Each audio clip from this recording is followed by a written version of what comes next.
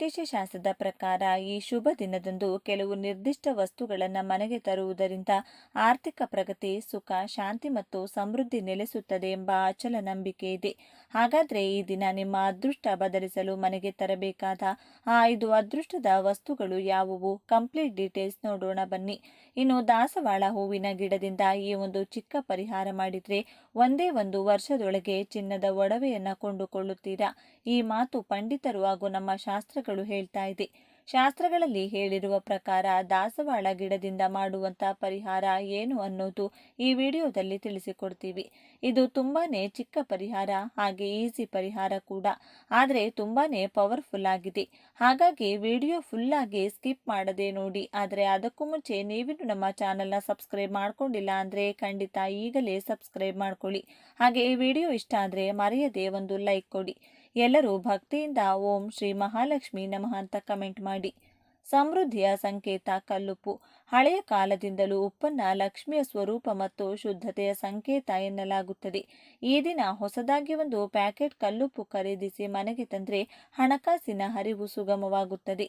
ಇದು ಮನೆಯಲ್ಲಿರುವ ನಕಾರಾತ್ಮಕ ಶಕ್ತಿಯನ್ನ ಹೊರಹಾಕಿ ಶಾಂತಿ ನೆಲೆಸುವಂತೆ ಮಾಡುತ್ತದೆ. ಲಕ್ಷ್ಮಿಯ ರೂಪ ಅಕ್ಕಿ. ಅಕ್ಕಿಯನ್ನ ಅನ್ನಪೂರ್ಣೇಶ್ವರಿಯ ಸ್ವರೂಪವೆಂದು ಪರಿಗಣಿಸಲಾಗುತ್ತದೆ. ಈ ದಿನ ಹೊಸ ಅಕ್ಕಿಯನ್ನ ಮನೆಗೆ ತಂದು ತಟ್ಟೆಯಲ್ಲಿ ಹರಡಿ ಅರಿಶಿನ ಕುಂಕುಮದಿಂದ ಪೂಜಿಸಿ ಹಣ ಇಡುವ ಜಾಗದಲ್ಲಿಟ್ರೆ ಮನೆಯಲ್ಲಿ ಧನಧಾನ್ಯಗಳಿಗೆ ಎಂದಿಗೂ ಕೊರತೆಯಾಗುವುದಿಲ್ಲ ಎಂಬ ನಂಬಿಕೆ ಇದೆ. ಸೌಭಾಗ್ಯ ತರುವ ಅರಿಶಿನದ ಕೊಂಬು. ಮಹಾಲಕ್ಷ್ಮಿ ಮತ್ತು ವಿಷ್ಣುವಿಗೆ ಅತ್ಯಂತ ಪ್ರಿಯವಾದ ಅರಿಶಿನ ಸಕಲ ಶುಭ ಕಾರ್ಯಗಳ ಮೂಲ. ಈ ದಿನ ಸಮ ಸಂಖ್ಯೆಯಲ್ಲಿ ಅರಿಶಿನದ ಕೊಂಬುಗಳನ್ನು ತಂದು ತೋರಣ ಮಾಡಿ ಮುಖ್ಯ ದ್ವಾರಕ್ಕೆ ಕಟ್ಟಬೇಕು. ಇದರಿಂದ ಮನೆಯೊಳಗೆ ಧನಾಕರ್ಷಣೆಯಾಗಿ ವ್ಯಾಪಾರ ವ್ಯವಹಾರದಲ್ಲಿ ಲಾಭ ಉಂಟಾಗುತ್ತದೆ. ದೈವಿಕ ಶಕ್ತಿಯ ಶಂಖ. ಶಂಖವು ಪವಿತ್ರತೆ ಮತ್ತು ವಿಜಯದ ಸಂಕೇತ. ಈ ದಿನ ದಕ್ಷಿಣಾವರ್ತಿ ಶಂಖವನ್ನ ಮನೆಗೆ ತಂದು ಪೂಜಾ ಕೋಣೆಯಲ್ಲಿರಿಸುವುದರಿಂದ ಆರ್ಥಿಕ ಸಂಕಷ್ಟಗಳು ದೂರವಾಗುತ್ತವೆ. ಇದು ಮನೆಯ ವಾತಾವರಣವನ್ನ ಶುದ್ಧೀಕರಿಸಿ ದೈವಿಕ ಶಕ್ತಿಯನ್ನ ಆಕರ್ಷಿಸುತ್ತದೆ. ಅದೃಷ್ಟದ ಒಂಟಿ ಕಣ್ಣಿನ ತೆಂಗಿನಕಾಯಿ. ಸಾಮಾನ್ಯವಾಗಿ ತೆಂಗಿನಕಾಯಿಗೆ 3 ಕಣ್ಣುಗಳಿರುತ್ತವೆ. ಆದರೆ ಅಪರೂಪವಾಗಿ ಸಿಗುವ ಏಕಾಕ್ಷಿ ಅಥವಾ ಒಂಟಿ ಕಣ್ಣಿನ ತೆಂಗಿನಕಾಯಿ ಅತ್ಯಂತ ಶಕ್ತಿಶಾಲಿ. ಈ ದಿನ ಶುಭ ಮುಹೂರ್ತದಲ್ಲಿ ಇದನ್ನ ಮನೆಗೆ ತಂದು ಪೂಜಿಸಿದ್ರೆ ನಿಮ್ಮ ಜೀವನದ ಎಲ್ಲ ಅಡೆತಡೆಗಳು ನಿವಾರಣೆಯಾಗಿ ಅದೃಷ್ಟ ಕುಲಾಯಿಸುತ್ತದೆ. ಇನ್ನು ನಾವು ಹಿತ್ತಲಲ್ಲಿ ಅಥವಾ ಮನೆ ಮುಂದೆ ದಾಸವಾಳ ಗಿಡವನ್ನ ಬೆಳೆಸಿದ್ರೆ ಆ ಹೂವುಗಳು ಎಷ್ಟು ಸೊಗಸಾಗಿ ಬೆಳೆಯುತ್ತದೆಯೋ ಅಷ್ಟು ಸಮೃದ್ಧಿಯಾಗಿ ನಮ್ಮ ಜೀವನ ಕೂಡ ಇರುತ್ತದೆ ಎಂದು ನಮ್ಮ ಶಾಸ್ತ್ರಗಳು ಹೇಳುತ್ತಿದೆ. ದಾಸವಾಳ ದೇವತಾ ವೃಕ್ಷ. 5 ಕಲ್ಪವೃಕ್ಷಗಳಲ್ಲಿ ದಾಸವಾಳ ಗಿಡ ಕೂಡ ಒಂದು. ಮೊದಲನೆಯದು ಪಾರಿಜಾತ, 2 ಕಲ್ಪವೃಕ್ಷ, 3 ಹರಿಚಂದನ, 4 ಸಂತಾನ ವೃಕ್ಷ, 5ನೇದು ಮಂದಾರ ಗಿಡ. ಮಂದಾರ ಗಿಡ ಅಂದ್ರೆ ದಾಸವಾಳ ಗಿಡ. ಈ 5 ಗಿಡಗಳನ್ನ ಪಂಚಕಲ್ಪ ವೃಕ್ಷಗಳು ಅಂತ ಕರೆಯುತ್ತಾರೆ. ಎಲ್ಲ ಕಾಲಗಳಲ್ಲೂ ಹೂ ಬಿಡುವಂತಹ ದಾಸವಾಳ ಗಿಡವನ್ನ ಮನೆಯಲ್ಲಿ ಬೆಳೆಸಿಕೊಂಡ್ರೆ ಆ ಮನೆಯಲ್ಲಿ ಎಂದೂ ಕೂಡ ಹಣಕ್ಕೆ ಕೊರತೆ ಬರುವುದಿಲ್ಲವಂತೆ. ಕೆಂಪು ದಾಸವಾಳ ಹೂಗಳನ್ನ ದೇವರಿಗೆ ಸಮರ್ಪಿಸಿ ಭಕ್ತಿಯಿಂದ ನಮ್ಮ ಕೋರಿಕೆ ಹೇಳಿಕೊಂಡ್ರೆ ಆ ಕೋರಿಕೆಯನ್ನ ದೇವರು ಸ್ವತಃ ಕೇಳಿಸಿಕೊಂಡು ಈಡೇರಿಸುತ್ತಾರೆ ಎಂದು ಒಂದು ಪುರಾಣ ವಚನವಿದೆ. ದಾಸವಾಳ ಗಿಡ ಮನೆ ಮುಂದೆ ಬೆಳೆಸುವವರು ಸಿಂಹದ್ವಾರದ ಪಕ್ಕದಲ್ಲಿ ಬೆಳೆಸಬೇಕು. ಅದೇ ಒಂದು ವೇಳೆ ಹಿತ್ತಲಲ್ಲಿ ಬೆಳೆಸುವವರು ಎಲ್ಲಿ ಬೇಕಾದರೂ ಬೆಳೆಸಬಹುದು. ನಮ್ಮ ಶಾಸ್ತ್ರಗಳು ಹೇಳಿರುವ ಪ್ರಕಾರ ಒಂದೊಂದು ದೇವರಿಗೆ ಒಂದೊಂದು ಪ್ರತ್ಯೇಕವಾದ ಹೂವೆಂದ್ರೆ ಇಷ್ಟ ಇರುತ್ತದೆ. ಅವರ ಪೂಜೆಯಲ್ಲಿ ಆ ಹೂವನ್ನ ಬಳಸಿದ್ರೆ ನಮಗೆ ಬೇಗನೆ ಫಲ ಸಿಗುತ್ತದೆ. ಆದರೆ ಎಲ್ಲ ದೇವರು ದೇವತೆಗಳು ಇಷ್ಟಪಡುವಂತಹ ಹೂವು ಕೆಂಪು ದಾಸವಾಳ. ನಮಗೆ ಎಷ್ಟೋ ಬಣ್ಣದ ದಾಸವಾಳ ಹೂಗಳಿದ್ದರೂ ಕೂಡ ಕೆಂಪು ಬಣ್ಣದ ಹೂವಿಗೆ ಇರುವಂತಹ ಪ್ರತ್ಯೇಕತೆ ಯಾವ ಹೂವಿಗೂ ಕೂಡ ಇರುವುದಿಲ್ಲ. ದೇವರಿಗೂ ಕೂಡ ಆ ಕೆಂಪು ಬಣ್ಣದ ಹೂವೆಂದ್ರೇನೆ ತುಂಬಾ ಇಷ್ಟ. ಹಾಗಾಗಿ ನಿಮಗೆ ಯಾವ ಬಣ್ಣದ ಹೂವು ಇಷ್ಟ ಇದ್ದರೂ ಕೂಡ ಅದರ ಜೊತೆಗೆ ಈ ಕೆಂಪು ಬಣ್ಣದ ದಾಸವಾಳ ಹೂವನ್ನ ಕೂಡ ಮನೆಯಲ್ಲಿ ತಪ್ಪದೆ ಬೆಳೆಸಿ. ಈಗ ವಿಷಯಕ್ಕೆ ಬಂದ್ರೆ ಪ್ರತಿಯೊಬ್ಬರಿಗೂ ಕೂಡ ಚಿನ್ನ ಅಂದ್ರೆ ತುಂಬಾನೇ ಇಷ್ಟ. ಮುಖ್ಯವಾಗಿ ಹೆಂಗಸರಿಗೆ ಚಿನ್ನ ಅಂದ್ರೆ ಎಷ್ಟು ಇಷ್ಟ ಅಂತ ಪ್ರತ್ಯೇಕವಾಗಿ ಹೇಳ್ಬೇಕಾಗಿಲ್ಲ. ಪ್ರಾಣ ಬೇಕಾದ್ರೂ ಕೊಡ್ತಾರೆ ಹೊರತು ಚಿನ್ನನ ಮಾತ್ರ ಬಿಟ್ಟು ಕೊಡಲ್ಲ. ಅಷ್ಟೊಂದು ಇಷ್ಟ ಚಿನ್ನ ಅಂದ್ರೆ. ಆದ್ರೆ ನಮ್ಮ ಪುರಾಣಗಳಲ್ಲಿ ಇರುವ ಪ್ರಕಾರ ಚಿನ್ನದಲ್ಲಿ ಕಲಿಪುರುಷ ವಾಸ ಇರ್ತಾನೆ. ಮಹಾರಾಜ ಯಾವಾಗ ಕಲಿಪುರುಷನಿಗೆ ಚಿನ್ನದಲ್ಲಿ ವಾಸ ಇರೋಕೆ ಅನುಮತಿ ಕೊಟ್ಟರು ಆ ಮರುಕ್ಷಣವೇ ಅವರ ಕಿರೀಟದೊಳಗೆ ಪ್ರವೇಶಿಸಿದ ಕಲಿಪುರುಷ ಅವರ ಪ್ರಾಣವನ್ನೇ ಬಲಿ ಪಡೆದುಕೊಂಡ. ಆದರೆ ಎಲ್ಲಾ ಚಿನ್ನದಲ್ಲೂ ಕೂಡ ಕಲಿಪುರುಷ ಇರುವುದಿಲ್ಲ. ಯಾರು ಅಧರ್ಮವಾಗಿ ಬೇರೆಯವರಿಗೆ ಮೋಸ ಮಾಡಿ ಚಿನ್ನ ಸಂಪಾದನೆ ಮಾಡಿರುತ್ತಾರೋ ಅಥವಾ ಬೇರೆಯವರ ಚಿನ್ನವನ್ನ ಕದ್ದಿರ್ತಾರೋ ಆ ಚಿನ್ನದಲ್ಲಿ ಮಾತ್ರವೇ ಕಲಿಪುರುಷ ವಾಸ ಇರ್ತಾನೆ. ಇಲ್ಲಿ ಎಲ್ಲರಿಗೂ ಕೂಡ ಜೀವನದಲ್ಲಿ ಚಿನ್ನ ಕೊಂಡುಕೊಳ್ಳಬೇಕು ಅನ್ನೋ ಆಸೆ ಇರುತ್ತದೆ. ಅವರ ಹತ್ರ ಎಷ್ಟು ಚಿನ್ನ ಇದ್ರೂ ಕೂಡ ಇನ್ನೂ ಜಾಸ್ತಿ ಬೇಕು ಅಂತ ಆಸೆ ಪಡುತ್ತಾರೆ. ಬಡವರು ಒಂದು ಓಲೆ ಕಳಿಸಿಕೊಂಡರೂ ಸಾಕು ಅನ್ಕೊಂಡ್ರೆ ಮಿಡಲ್ ಕ್ಲಾಸ್ ಅವರು ಚೈನ್ ಬೇಕು ಅಂತಾರೆ. ಶ್ರೀಮಂತರು ಹೊಸ ಡಿಸೈನ್ ಆಭರಣಗಳು ಯಾವಾಗ ಬರುತ್ತೆ ಅಂತ ಕಾಯ್ತಾ ಇರ್ತಾರೆ. ಹೀಗೆ ಎಲ್ಲರಿಗೂ ಕೂಡ ಚಿನ್ನ ಬೇಕು. ಅದೇ ರೀತಿ ನಿಮಗೂ ಕೂಡ ಚಿನ್ನ ಕೊಂಡುಕೊಳ್ಳುವ ಆಸೆ ಇದ್ರೆ ಈ ದಿನ ಮಿಸ್ ಮಾಡಬೇಡಿ. ನಾನು ಹೇಳುವಂತ ಈ ಪರಿಹಾರವನ್ನ ಮಾಡಿ ನೋಡಿ. ಇದನ್ನ ಬರೀ ಹೆಂಗಸರು ಮಾತ್ರವಲ್ಲದೆ ಗಂಡಸರು ಕೂಡ ಮಾಡಬಹುದು. ಇದಕ್ಕಾಗಿ ನೀವು ಯಾವುದಾದರೂ ಒಂದು ಕೆಂಪು ಬಣ್ಣದ ದಾಸವಾಳ ಹೂವಿನ ಗಿಡದ ಹತ್ರ ಹೋಗಬೇಕು. ಆ ಗಿಡ ನಿಮ್ಮ ಮನೆಯಲ್ಲಿಲ್ಲ ಅಂದ್ರೂ ಕೂಡ ಪರವಾಗಿಲ್ಲ, ಅಕ್ಕಪಕ್ಕದ ಮನೆ ಆಗಿರಬಹುದು ಅಥವಾ ಎಲ್ಲಾದರೂ ಪಾರ್ಕಲ್ಲೋ ರೋಡ್ನಲ್ಲಿರುವಂತಹ ಗಿಡಕ್ಕೆ ಸ್ವಲ್ಪ ನೀರು ಹಾಕಿ ನಮಸ್ಕಾರ ಮಾಡಿಕೊಳ್ಳಿ. ಬಳಿಕ ಆ ಗಿಡದಿಂದ ಒಂದು ಎಲೆಯನ್ನ ಕಿತ್ಕೊಳ್ಳಿ. ಆ ಎಲೆಯಲ್ಲಿ ಎಲ್ಲೂ ಕೂಡ ಡ್ಯಾಮೇಜ್ ಇರಬಾರದು.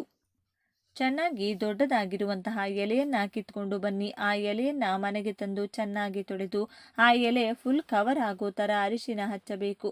ಅಂದ್ರೆ ಎಲ್ಲೂ ಕೂಡ ಹಸಿರು ಬಣ್ಣ ಕಾಣಿಸಬಾರದು, ಅಷ್ಟು ಚೆನ್ನಾಗಿ ನೀವು ಅರಿಶಿನವನ್ನ ಹಚ್ಚಬೇಕು. ಬಳಿಕ ಅದನ್ನ ಲಕ್ಷ್ಮೀ ದೇವಿ ಫೋಟೋ ಮುಂದೆ ಇಟ್ಟು ಅದರ ಮೇಲೆ ಎಷ್ಟಾಗುತ್ತೋ ಅಷ್ಟು ನೆನೆಸಿಟ್ಟಿರುವಂತಹ ಕಡಲೆ ಕಾಳುಗಳನ್ನ ಹಾಕಬೇಕು. ರಾತ್ರಿನೇ ನೆನೆಸಿಟ್ರೂ ಕೂಡ ಪರವಾಗಿಲ್ಲ ಅಥವಾ ಒಂದು 4 ಗಂಟೆ ಮುಂಚೆ ನೆನೆಸಿಟ್ರೂ ಕೂಡ ಪರವಾಗಿಲ್ಲ. ಆ ಎಲೆಯಲ್ಲಿ ಎಷ್ಟು ಹಿಡಿಸುತ್ತೋ ಅಷ್ಟು ಕಡಲೆ ಕಾಳುಗಳನ್ನು ಹಾಕಿ. ನೀವು ಕಡಲೆಕಾಳು ನೆನೆಸುವಾಗ ಸ್ವಲ್ಪ ಅರಿಶಿನ ಕೂಡ ಹಾಕಿ ನೆನೆಸಿರಬೇಕು. ಈ ರೀತಿ ಎಲೆ ಮೇಲೆ ಅರಿಶಿನ ಹಾಕಿ ಕಡಲೆಕಾಳು ಹಾಕಿದ ಮೇಲೆ ಸ್ವಲ್ಪ ಹೊತ್ತು ಕಣ್ಣು ಮುಚ್ಚಿಕೊಂಡು ಲಕ್ಷ್ಮೀ ದೇವಿಗೆ ನಿಮ್ಮ ಮನಸ್ಸಿನಲ್ಲಿರುವಂಥ ಕೋರಿಕೆಯನ್ನು ಹೇಳಿಕೊಳ್ಳಿ.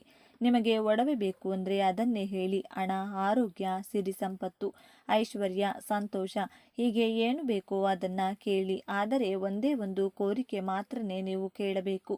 ಅದರ ನಂತರ ನೀವು ನಾರ್ಮಲ್ ಆಗಿ ಪೂಜೆ ಮಾಡಿ ಮುಗಿಸಿಕೊಳ್ಳಿ. ದೇವರ ಮುಂದೆ ನೀವಿಟ್ಟಂತಹ ಆ ಎಲೆ ಹಾಗೂ ಕಡಲೆಕಾಳುಗಳನ್ನು ದಿನಪೂರ್ತಿ ಅದೇ ರೀತಿ ಬಿಡಬೇಕು. ಹಾಗೇನೆ ಯಾವ ಸಮಯದಲ್ಲೂ ಕೂಡ ದೀಪ ಆರದೇ ಇರೋ ಥರ ನೋಡ್ಕೊಳ್ಳಿ.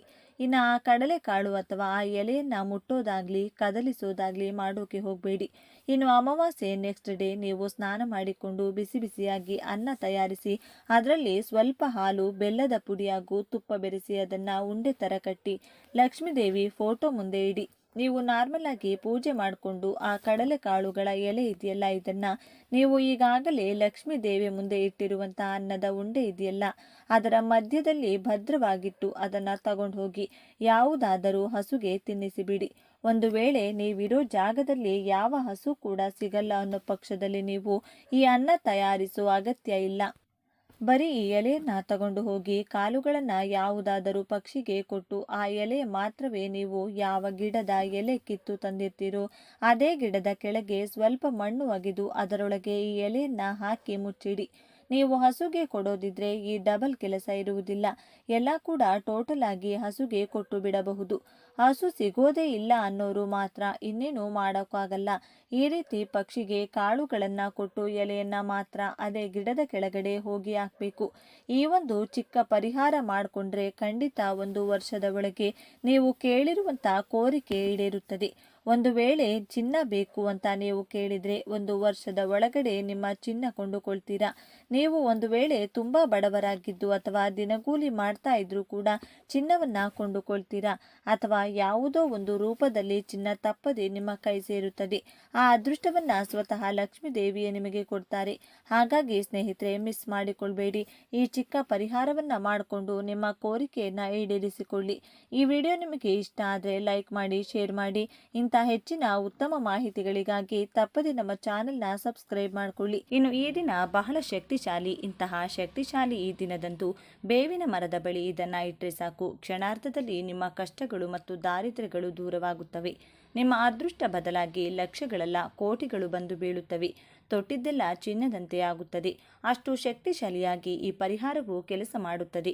ಈ ಪರಿಹಾರವನ್ನು ಕೆಲವು ನಿಯಮಗಳೊಂದಿಗೆ ಮಾಡಬೇಕಾಗುತ್ತದೆ. ಈ ಚಿಕ್ಕ ಪರಿಹಾರವನ್ನು ಮಾಡಿದರೆ 2 ನಿಮಿಷಗಳಲ್ಲಿ ನಿಮ್ಮ ದಾರಿದ್ರ್ಯವೆಲ್ಲ ಹೋಗಿ ಲಕ್ಷಗಳೆಲ್ಲ ಕೋಟಿಗಳು ಬಂದು ಬೀಳುತ್ತವೆ.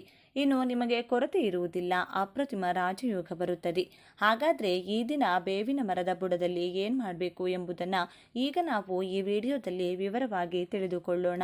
ಅದಕ್ಕೂ ಮುಂಚೆ ನೀವಿನ್ನೂ ಚಾನಲ್ಗೆ ಸಬ್ಸ್ಕ್ರೈಬ್ ಆಗಿಲ್ಲ ಅಂದರೆ ಈಗಲೇ ಸಬ್ಸ್ಕ್ರೈಬ್ ಆಗಿ, ಹಾಗೆ ವಿಡಿಯೋಗೆ ಲೈಕ್ ಮಾಡಿ, ವಿಡಿಯೋ ಸ್ಕಿಪ್ ಮಾಡದೆ ಕೊನೆ ತನಕ ನೋಡಿ. ಎಲ್ಲರೂ ಭಕ್ತಿಯಿಂದ ಓಂ ಶ್ರೀ ಮಹಾಲಕ್ಷ್ಮಿ ನಮಃ ಅಂತ ಕಮೆಂಟ್ ಮಾಡಿ. ಈ ದಿನ ಬೇವಿನ ಮರದ ಬಳಿ ನೀವು ಇದನ್ನು ಒಂದನ್ನು ಹಾಕೋದ್ರಿಂದ ನಿಮ್ಮ ಜೀವನದಲ್ಲಿರುವ ದೋಷಗಳು, ಸಮಸ್ಯೆಗಳು, ಅಷ್ಟದರಿದ್ರಗಳು ಎಲ್ಲವೂ ದೂರವಾಗಿ ಆ ಲಕ್ಷ್ಮೀ ದೇವಿಯ ಅನುಗ್ರಹದಿಂದ ಅಷ್ಟೈಶ್ವರ್ಯಗಳು ಖಂಡಿತ ಸಿದ್ಧಿಸುತ್ತವೆ. ಮನುಷ್ಯರಾದ ಮೇಲೆ ಎಲ್ಲರೂ ಒಂದೊಂದು ಸಮಸ್ಯೆಯಿಂದ ಬಳಲುತ್ತಿರುತ್ತೇವೆ. ಪ್ರತಿ ಮನೆಗೂ ಒಂದು ಸಮಸ್ಯೆ, ಪ್ರತಿ ಮನುಷ್ಯನಿಗೂ ಒಂದು ಸಮಸ್ಯೆ ಇರುತ್ತದೆ. ಕೆಲವರು ಹೊರಗೆ ಹೇಳಿಕೊಳ್ತಾರೆ, ಕೆಲವರು ಹೇಳಿಕೊಳ್ಳುವುದಿಲ್ಲ. ಏಕೆಂದರೆ ಹೇಳಿಕೊಳ್ಳಲಾಗದ ಕೆಲವು ಸಮಸ್ಯೆಗಳು ಇರುತ್ತವೆ. ಬೇವಿನ ಮರವು ಬಹಳ ಶಕ್ತಿಶಾಲಿಯಾದ ಬೇವಿನ ಮರವು ದೇವತಾ ವೃಕ್ಷವೇ ಆಗಿದೆ.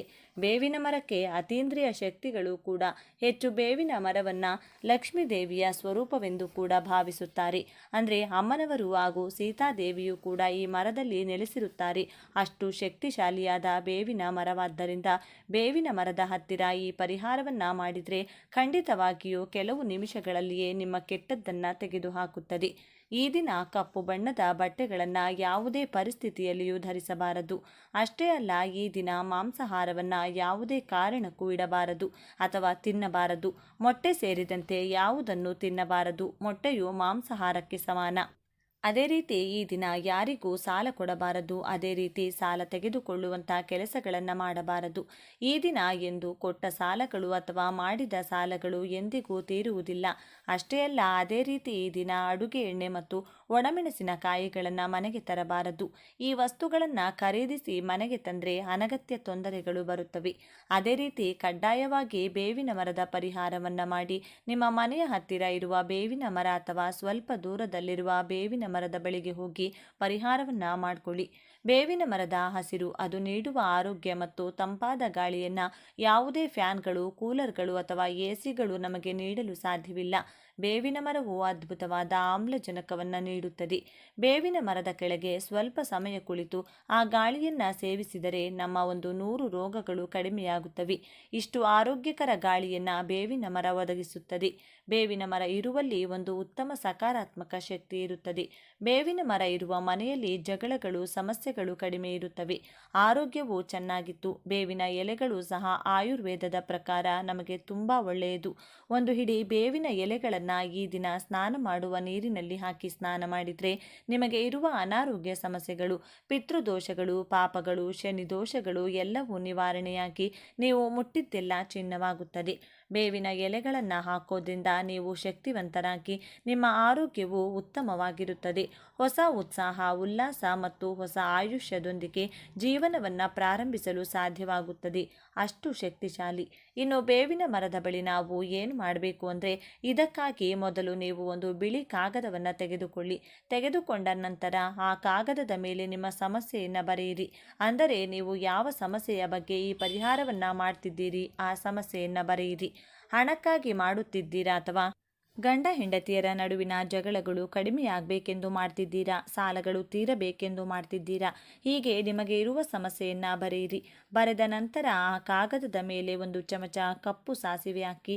ಈ ಕಪ್ಪು ಸಾಸಿವೆ ತುಂಬ ಶಕ್ತಿಶಾಲಿಯಾಗಿರೋದ್ರಿಂದ 1 ಚಮಚ ಕಪ್ಪು ಸಾಸಿವೆ ಹಾಗೆ 1 ಚಮಚ ಕಲ್ಲುಪ್ಪು ಹಾಕಿ. ನಂತರ ಕುಂಕುಮ ಕೆಂಪು ಬಣ್ಣದಲ್ಲಿರುವುದರಿಂದ ಈ ಅಮಾವಾಸ್ಯೆಯ ದಿನ ಕೆಟ್ಟ ದೃಷ್ಟಿಯನ್ನು ತೆಗೆದುಹಾಕಲು ಇದು ತುಂಬ ಉಪಯುಕ್ತವಾಗಿದೆ. ಇವುಗಳ ಜೊತೆಗೆ ಒಣಮೆಣಸಿನಕಾಯಿಗಳನ್ನು ಹಾಕಿ. 4 ಒಣಮೆಣಸಿನಕಾಯಿಗಳು ಸಾಕು. ಆ ಮೆಣಸಿನಕಾಯಿಗಳನ್ನು ಸಹ ಆ ಕಾಗದದಲ್ಲಿ ಹಾಕಿ. ನಮ್ಮ ಪೂರ್ವಿಕರು ಮೊದಲು ಉಪ್ಪು, ಒಣಮೆಣಸಿನಕಾಯಿಗಳಿಂದ ದೃಷ್ಟಿ ತೆಗೆಯುತ್ತಿದ್ದರು. ಮಕ್ಕಳಿಗೆ ಜ್ವರ ಇತ್ಯಾದಿ ಬಂದಾಗ ದೃಷ್ಟಿ ತೆಗೆಯುತ್ತಿದ್ದರು. ದೃಷ್ಟಿ ತೆಗೆದರೆ ಆ ಜ್ವರಗಳು ತಕ್ಷಣ ಕಡಿಮೆಯಾಗುತ್ತಿದ್ದವು. ಆದ್ದರಿಂದ ಅಷ್ಟು ಶಕ್ತಿಶಾಲಿ ಕೆಂಪು ಮೆಣಸಿನಕಾಯಿಗಳು. ಇವು ಕೂಡ ಕೆಂಪು ಬಣ್ಣದಲ್ಲಿರುತ್ತವೆ. ಕೆಟ್ಟದ್ದನ್ನು ಚೆನ್ನಾಗಿ ತೆಗೆದುಹಾಕುತ್ತವೆ. ಹೀಗೆ ಈ ಕಾಗದದ ಮೇಲೆ ಸಮಸ್ಯೆಯನ್ನು ಬರೆದು 1 ಚಮಚ ಸಾಸಿವೆ, 1 ಚಮಚ ಕಲ್ಲುಪ್ಪು, ಚಿಟಿಕೆ ಕುಂಕುಮ, 4 ಒಣಮೆಣಸಿನಕಾಯಿಗಳು ಇವೆಲ್ಲವನ್ನು ಆ ಕಾಗದದಲ್ಲಿ ಹಾಕಿ ಆ ಕಾಗದದ ಮೇಲೆ ನಿಮ್ಮ ಸಮಸ್ಯೆಯನ್ನು ಕೆಂಪು ಬಣ್ಣದ ಸ್ಕೆಚ್ ಪೆನ್ನಿಂದ ಬರೆಯಬೇಕು. ನೆನಪಿಡಿ, ಕೆಂಪು ಬಣ್ಣದ ಸ್ಕೆಚ್ ಪೆನ್ನಿಂದ ನಿಮ್ಮ ಸಮಸ್ಯೆಯನ್ನು ಬರೆದು ಒಟ್ಟು 5 ವಸ್ತುಗಳನ್ನು ಹಾಕಿ, ಅಂದರೆ ಕಪ್ಪು ಸಾಸಿವೆ, ಕಲ್ಲುಪ್ಪು, ಚಿಟಿಕೆ ಕುಂಕುಮ, 4 ಒಣಮೆಣಸಿನಕಾಯಿಗಳು ಈ 5 ವಸ್ತುಗಳನ್ನು ಆ ಕಾಗದದಲ್ಲಿ ಹಾಕಿದ ನಂತರ ಚಿಕ್ಕ ಮೂಟೆ ಕಟ್ಟಿ ಆ ನಂತರ ಈ ಚಿಕ್ಕ ಮೂಟೆಯನ್ನು ತೆಗೆದುಕೊಂಡು ನೀವು ಬೇವಿನ ಮರದ ಬಳಿಗೆ ಹೋಗಬೇಕು. ನೀವು ಸಂಧ್ಯಾ ಸಮಯದಲ್ಲಿ, ಅಂದರೆ ಸುಮಾರು 4 ಗಂಟೆಯಿಂದ 6 ಗಂಟೆಯ ನಡುವೆ ಹೋಗಬೇಕು.